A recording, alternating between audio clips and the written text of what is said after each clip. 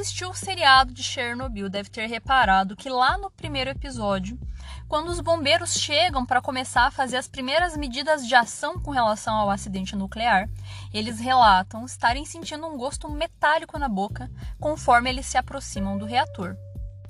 E não é só isso. Além desse seriado, existe uma outra obra que também retrata um acidente, mais especificamente um acidente radiológico, que é nada mais nada menos do que o filme Césio 137, o acidente radiológico de Goiânia. Lá nesse filme, a Maria Gabriela, que foi uma das vítimas fatais do acidente radiológico, relata em dado momento que está sentindo um gosto amargo na boca. E isso nos faz questionar. Será que radiação tem gosto? Tem cheiro? A gente consegue perceber que estamos na presença de radiação ionizante? É justamente sobre isso que eu vou falar aqui no episódio de hoje.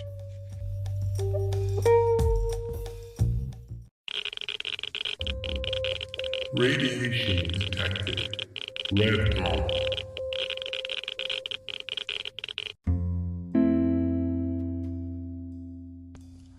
Olá, meus irradiados! Como vocês estão? Aqui quem fala é a Paola e no episódio de hoje eu vou falar a respeito do fato de radiação ter cheiro, ter gosto ou ter cor, ou alguma característica que nos permita identificar estar na presença dela. Aqui, claro, me refiro à radiação ionizante. Mas antes de eu falar disso, gostaria de fazer as minhas considerações iniciais. Queria agradecer a todos vocês que me acompanham aqui. Sempre vejo a quantidade dos números de stream sempre subindo. Acho isso muito legal.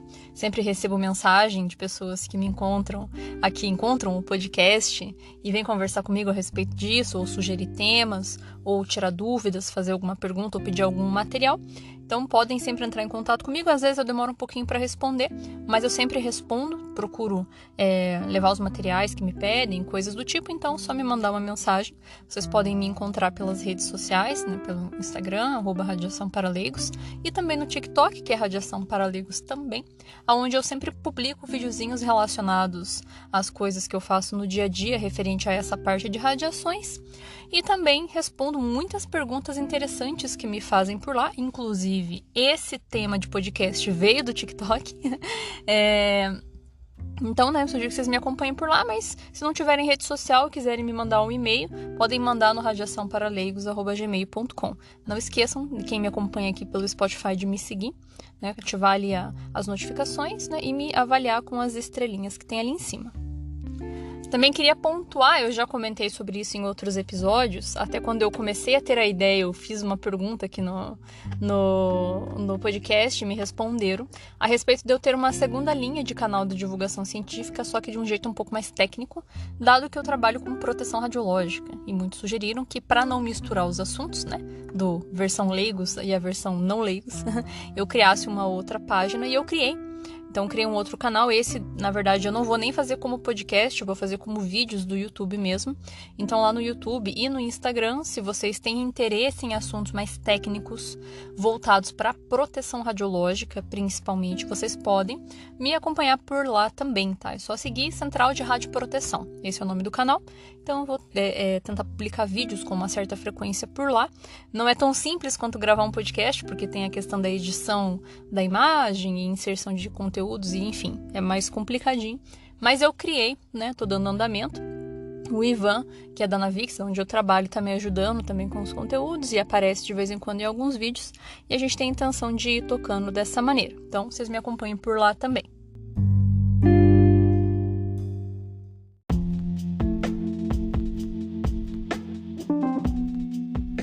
E agora falando a respeito das características das radiações, né? Afinal de contas, será que radiação tem cheiro, tem cor, tem gosto, né? A gente consegue perceber quando a gente está na presença de radiação?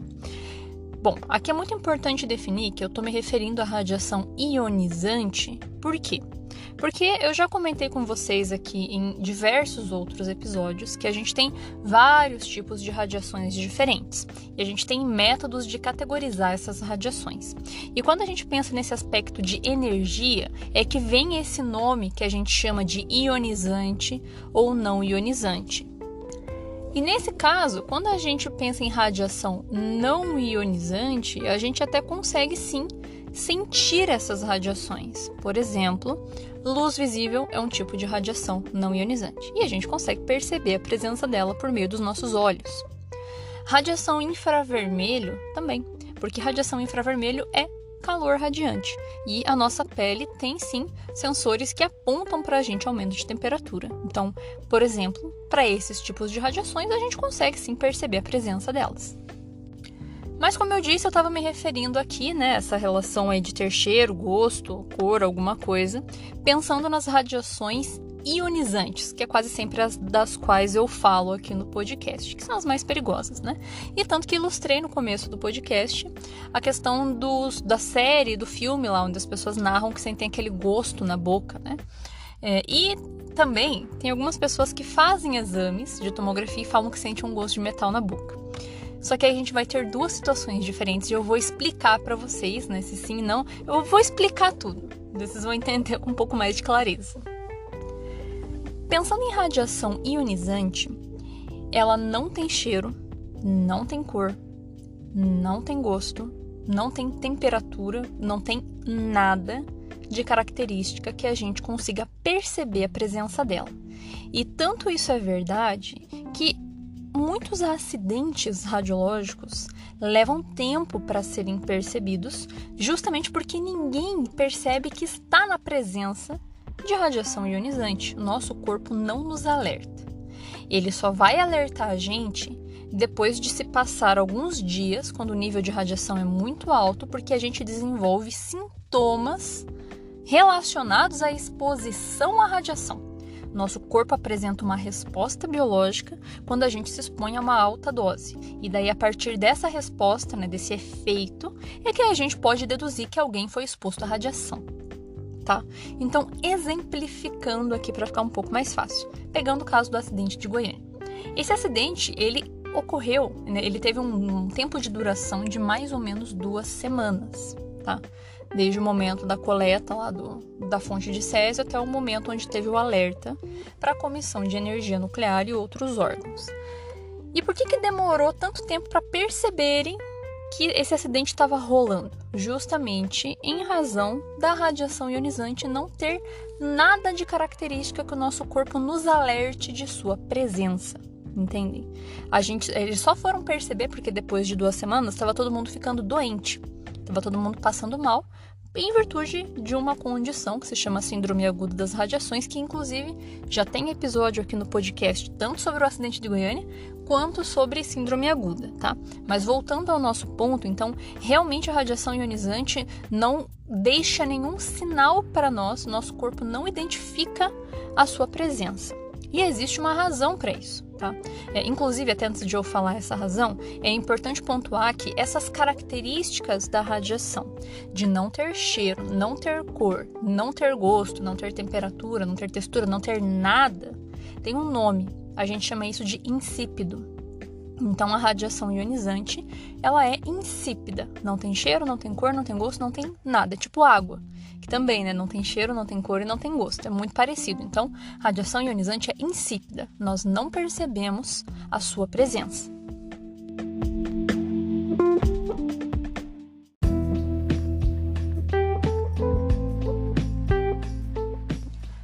A razão pela qual a gente não percebe a presença de radiação ionizante se ela pode machucar a gente.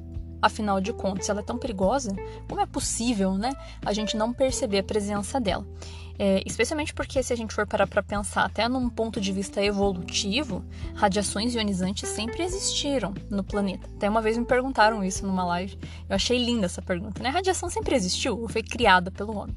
Radiação sempre existiu, tá? Ionizante e não ionizante. A única coisa é que a gente conseguiu, a partir de certo momento, identificar esse fenômeno e usar da maneira como a gente prefere, né?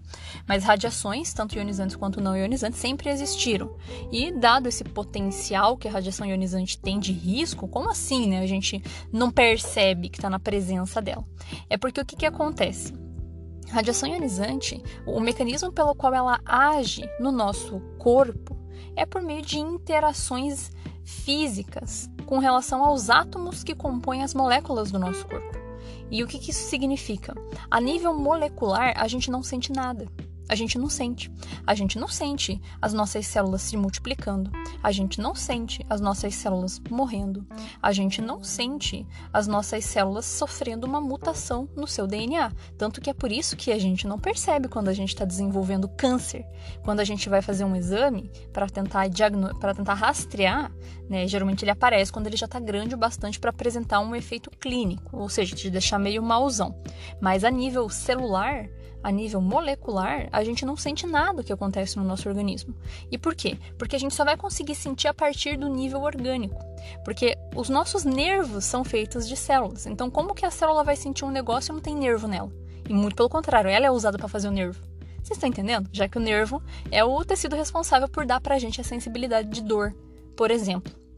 Entendem? Então, a razão pela qual a gente não sente a radiação ionizante passar por nós é em virtude dela interagir a nível físico com os átomos das moléculas. E aí daí que vem, inclusive, o nome de ionizante, né? Ela pode induzir ionização desses átomos que, quando eles ficam desequilibrados eletricamente, eles rompem moléculas. E se essa molécula for o DNA, o bicho pega, né? Complica aí. Enfim, né? Para mais informações sobre efeitos biológicos, tem um episódio aqui que fala a respeito disso, que se chama Por que Radiação Faz Mal, o episódio 3. Recentemente, um episódio anterior a esse, eu falo um pouco sobre isso também, onde eu explico mais a respeito de efeitos estocásticos, tá? Mas enfim, então, explicando para vocês por que é que a gente não sente a radiação quando ela passa por nós. E é muito curioso, porque eu fiz um vídeo a respeito desse tema que eu tô narrando aqui no podcast, lá no TikTok, e compartilhei ele no Instagram, e veio um rapaz que é técnico de radiologia, e ele comentou assim comigo, falou, viu, eu acho muito curioso que alguns pacientes falam para mim que quando eu bato o raio-x neles, eles sentem um vento. E assim, fisicamente não faz nem sentido, porque o raio-x é um tipo de radiação que não tem massa, ele não tem matéria, uma onda eletromagnética. Então ele não consegue fazer nenhum tipo de deslocamento de matéria, por assim dizer, para poder gerar vento. Se fosse uma onda mecânica ainda, até daria para tentar pensar numa possibilidade, mas isso é inviável. Então acho que é mais uma questão psicológica, tá? Então, resumindo, a gente não sente nada quando a radiação ionizante passa por nós. Ah, mas se a gente fica exposto a isso, né, evolutivamente falando, não nos faria mal, a gente não devia ter sensibilidade para isso? Não, porque na natureza sempre existiram níveis muito baixos de radiação que não eram altos o bastante para matar a célula do nosso corpo. Mesmo que fosse, a gente não ia sentir. Hoje em dia que a gente tem fontes que são de níveis muito maiores, essas fontes com nível intenso de radiação são sempre produzidas pelo homem. As fontes naturais têm nível muito baixo de exposição. E também porque o material é muito bem distribuído no planeta, né? Então nunca tem grandes concentrações de um mesmo material. Mas o que eu tô querendo dizer é uma coisa muito recente, a gente ter fontes intensas de radiação. E mesmo ela sendo muito forte, a gente também não sente, tá? A gente vai sentir o efeito depois que a radiação passa e causa suas ações, interage e traz os danos, aí depois você sente o resultado da interação. Mas a radiação em si, a gente não sente. Até pontuei isso também, acho que foi lá no TikTok, né? Que a gente não sente a radiação, mas a gente sente os seus efeitos. O efeito que ela deixa, a gente vai sentir. Se ela matou os tecidos da sua pele e você desenvolveu um eritema, que seria uma vermelhidão, isso você vai sentir. Você vai sentir uma dor lancinante depois, quando o efeito surgir. E aí tem gente que me pergunta, né? Mas se a radiação não fica no corpo, né? Como que a gente vai sentir o efeito dela? Porque eu sempre falo aqui, né? Que exceto em casos de contaminação radiológica, onde você entra em contato com material radioativo e ele fica dentro de você, te machucando, irradiando, a radiação, quando vem de uma fonte externa, ela passa e vai embora, né? A radioatividade pode te contaminar, mas a radiação em si passa e vai embora. Só que o efeito fica. E eu gosto de fazer uma analogia como se fosse um choque elétrico. Se você é eletrocutado, você sente a passagem da eletricidade pelo teu corpo, e se você for tirado da fonte que está te eletrocutando, você não vai mais estar com a corrente elétrica no teu corpo, ela dissipa. Mas o efeito do choque você ainda vai ter. Então, se você sofreu uma parada cardíaca, se você sofreu uma queimadura, em virtude desse choque elétrico, o efeito continua. O efeito fica, mesmo que o choque, mesmo que a corrente elétrica já tenha dissipado, entendem? Com radiação é igual. Então, né, mesmo que você se exponha, ela vai levar um tempinho ali para aparecer o efeito, porque é o tempo que o teu organismo leva para se tocar, né, que tá faltando coisa ali no organismo para funcionar, porque a radiação estragou. Então, mesmo que leve alguns dias ali, né, você vai sentir o efeito que a radiação fez, mas a radiação em si dissipa, vai embora, e a gente não a sente.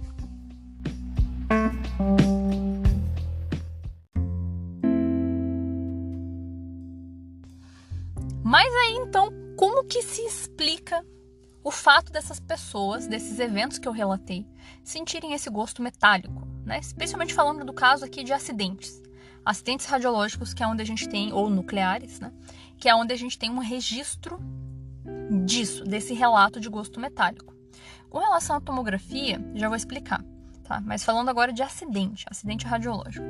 Na verdade, o gosto metálico que se sente não é a radiação, mas sim um efeito que ela faz. Em que sentido? Tanto no caso de Chernobyl, quanto no caso do acidente radiológico de Goiânia, as vítimas receberam um nível de exposição muito grande e muitas desenvolveram a tal da síndrome aguda das radiações, que é aquela condição letal lá que eu comentei já num episódio anterior aqui. E o que acontece? Quando a gente tem essa síndrome, essas vítimas geralmente se expõem a uma dose alta de radiação de corpo inteiro, ou minimamente 3/4 do corpo ali, né? Não é uma distribuição uniforme, mas é uma distribuição de corpo inteiro, você irradia o corpo todo. E quando isso acontece, muitos tecidos sofrem em virtude dessa exposição, né? Por isso que dá essa síndrome. Mas alguns tecidos são muito sensíveis e eles já sentem um efeito meio que pouco tempo após a exposição, tá? E um desses tecidos é a mucosa. As mucosas do corpo são extremamente delicadas à exposição à radiação de alta dose. Claro, né? Que me refiro a alta dose. E aí, o que acontece? Então, a mucosa da boca é uma dessas partes que acaba fazendo microlesões. E isso faz com que haja extravasamento de sangue na boca. Então, na verdade, o gosto metálico que a gente sente é o gosto do próprio sangue, que está extravasando ali naquele momento. Pelo menos é isso que boa parte da literatura de radiobiologia afirma pra gente. Mas também existem outras hipóteses do porquê que a gente sente esse gosto metálico. Algumas teorias falam que, por exemplo, tanto nesse caso de Goiânia quanto no caso de Chernobyl, houve contaminação radiológica a elementos químicos, tanto os que dispersaram do reator quanto os que dispersaram da fonte de radioterapia lá do acidente de Goiânia. Então, o que acontece? Quando a gente tem a explosão de um reator que é movido à base de urânio, né, um dos processos de fissão do urânio é gerar, por transmutação, um isótopo de césio, 137 também, além de iodo e outras coisas. E no caso do acidente de Goiânia, a gente também tinha césio, né? E esses metais, né, esses materiais, eles incorporam quando você está contaminado, como nesses exemplos desses eventos aí que eu comentei com vocês. E às vezes é uma característica própria desses metais que estão suspensos no ar, a pessoa se contamina e por isso fica sentindo esse gosto metálico da contaminação radioativa. E além disso, existem outras literaturas ainda que trazem o fato de que, como a radiação ionizante tem esse potencial de quebrar moléculas, gerar radical livre, isso faz com que haja alteração na composição da saliva da boca. E daí isso faz com que haja modificação com relação aos sabores das coisas que você sente. Tanto é verdade que a gente tem num trecho de reportagem, que inclusive eu tenho vídeo, tá? Quem quiser, me manda mensagem que eu mando o link do Drive, que no YouTube não tem mais. Mas eu tenho um trecho de reportagem que fizeram no dia que deu o alerta do acidente, que conversaram com o Devair, que é o dono do ferro velho, que ficou abrindo lá a cápsula, espalhando as coisas para todo mundo. E no dia ele fala que ele realmente não consegue sentir o gosto das coisas, que comer 1 quilo de sal, 1 quilo de açúcar, para ele tanto faz.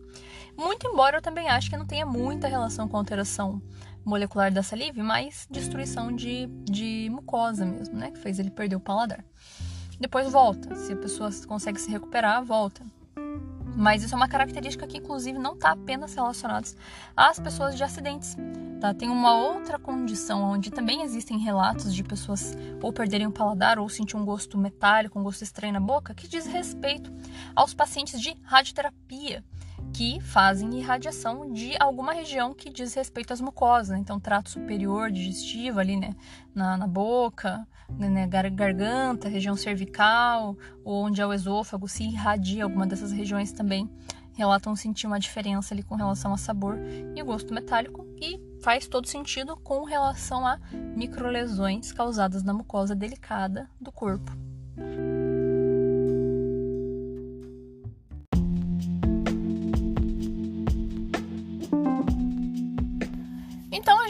pode concluir que esse gosto metálico se dá em virtude da lesão que a mucosa da boca sofre quando há alta exposição à radiação ionizante, e por isso você sente, na verdade, o gosto de sangue, que é um gosto metálico mesmo, né? Então, importante pontuar que isso acontece em altas exposições, níveis muito grandes acidentais. E aí, talvez nesse momento você possa estar começando a se desesperar, porque você deve estar lembrando de uma condição onde você foi fazer uma tomografia ou um raio-x e você sentiu um gosto de metal na boca. E daí, nesse momento, você fica, meu Deus, me irradiaram muito. Não, porque daí, nesse caso da tomo e do raio-x, tem uma diferença. Sim, existem relatos de pessoas que sentem gosto metálico, mas daí não tem nada a ver com a radiação. Tem a ver com o contraste, com a substância de contraste que eles injetam na veia. E essa realmente deixa um gosto metálico na boca. Essa substância é um iodo não radioativo, um iodo comum. É feito, né, um fármaco com relação a essa composição de iodo que é injetada, para a gente conseguir ver melhor algumas estruturas lá na tomografia e no raio-x. Então eles injetam na veia esse contraste para ele, entre aspas, pintar as regiões internas do seu corpo que precisam de destaque no exame.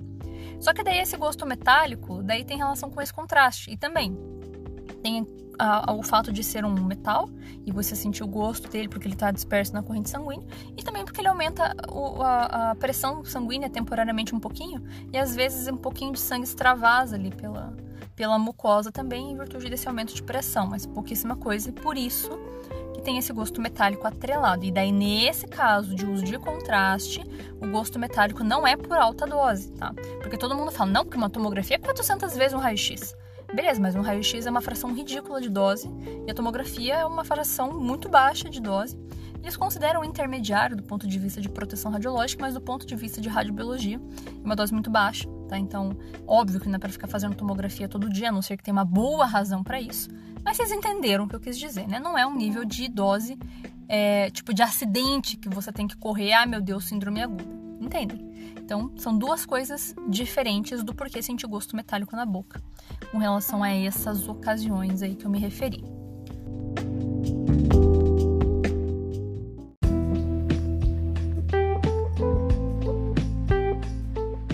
E, inclusive, falando a respeito de cheiro ou cor, é a mesma coisa, tá? A radiação em si não tem cheiro, mas a fonte de origem pode ter, tá? Por exemplo, existe um acidente que eu ainda não narrei aqui, mas que é muito parecido com o acidente radiológico de Goiânia, que é o acidente de Samut para carne, que é o mesmo enredo, tá? Fonte radioativa perdida, só que era de cobalto. Mas fonte radioativa deixada no lixão, a galera encontrou e foi abrir. E eles começaram a abrir com maçarico. Quando chegou perto do cobalto, começou um cheiro muito forte de enxofre. E daí, nesse caso, o cheiro é do material, né? O cheiro do cobalto, tá? Do elemento químico. Que daí ele, nesse caso, tinha cheiro. Mas a radiação, a energia, ela não tem cheiro, tá? A radiação não tem absolutamente nenhuma característica dessas. Como eu falei, ela é insípida, né? Então, ela não tem cheiro. Mas a fonte de origem pode ter, por assim dizer. E com relação à cor, também, né? A radiação, o que tem cor, né? A cor, ela é produzida por meio da interação da radiação de luz visível, que é uma radiação não ionizante, que é uma faixa muito estreita do espectro, inclusive. Então, meio que isso já é uma radiação, só que é não ionizante, tá? Então, a radiação em si, a radiação ionizante, ela não tem cor porque ela passa esse espectro. Ela é tão energética que ela não tem cor. Mas ela pode induzir coloração, por assim dizer, por exemplo, efeito Cherenkov, né? Que quando a radiação passa ali, né, pela água, a radiação de partícula passa pela água, deixa aquele efeito azul bonito. Por exemplo, né? Quando tem excitação atômica induzida por radiação ionizante também pode haver cor, né? Mas não é a radiação em si, e sim com o que ela está interagindo que pode produzir cor. Por exemplo, essa questão do efeito Cherenkov, tem alguns pacientes de radioterapia que quando fazem irradiação na região do crânio e o feixe passa nos olhos, relatam ver um brilho azulado, que tem relação com o efeito Cherenkov. Isso é fantástico. Saiu recentemente, inclusive, uma pesquisa sobre isso que falava essa característica interessante. E além disso, aquela questão dos elementos serem fluorescentes, brilharem no escuro, tem relação também com propriedades do elemento radioativo. Não tem relação com... Não é a radiação. A radiação pode induzir excitação que emite luz visível, mas a radiação em si não tem cor. Inclusive, uma vez me perguntaram se teria como saber, né, já que a radiação é insípida, como que eu sei que eu estou na presença de radiação? A gente não sabe. Você só vai conseguir atestar de duas formas. Ou se você tiver um detector, tipo um Geiger, ou se você tiver uma placa de fósforo que seja estimulável por radiação ionizante. Aí ela brilha verdinho, tal como telas de fluoroscopia antigas. Eu tenho uma, inclusive, que eu ando com ela. Porque vai que tem radiação por aí, né? Então é um jeito de você, a grosso modo, perceber a presença de radiação ionizante, né? Por assim dizer, mas só com equipamento mesmo para testar pra gente, né? Não tem como a gente saber. E ainda falando sobre cor, também é uma curiosidade muito legal. Muita gente usa radiação ionizante de altíssima dose para fazer modificação de cor de pedra preciosa, que não é tão preciosa, mas passa a ser se você faz alteração estrutural e faz ela ficar com cor por meio de radiação ionizante.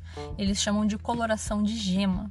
Eu sei que no IPEM e no CDTN, aqui no Brasil, eles fazem isso. Então os garimpeiros encontram cristalzinhos branquinhos, que são bem baratinhos, né? Não tem muito valor no mercado, botam lá para irradiar por meses. Essa irradiação, a radiação intensa e ionizante, faz quebra, né? Faz alteração atômica pela ionização, e isso faz modificação molecular que altera a cor desses cristais, e de repente eles passam a valer muito dinheiro.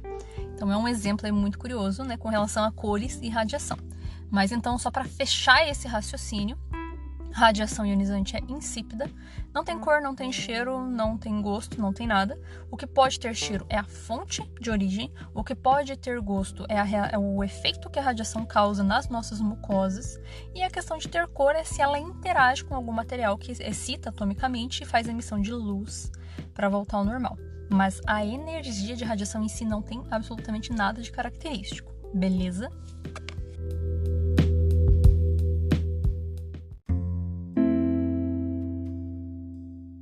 Pois muito bem, meus irradiados, eu espero que vocês tenham gostado desse assunto. Eu particularmente gostei muito de falar sobre ele, porque no TikTok eu vi que o pessoal curtiu muito ouvir falar a respeito. Espero que aqui no programa vocês também curtam de um modo mais completo.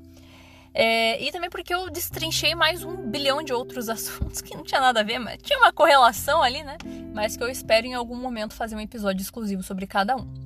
Então, mais uma vez, muito obrigada aí pela audiência de vocês. Se vocês quiserem conversar comigo, só mandar uma mensagem pelas redes sociais. Se quiserem tirar dúvidas, perguntar alguma coisa, sugerir tema, só me mandar mensagem por lá. E nos ouvimos no próximo episódio. Até lá!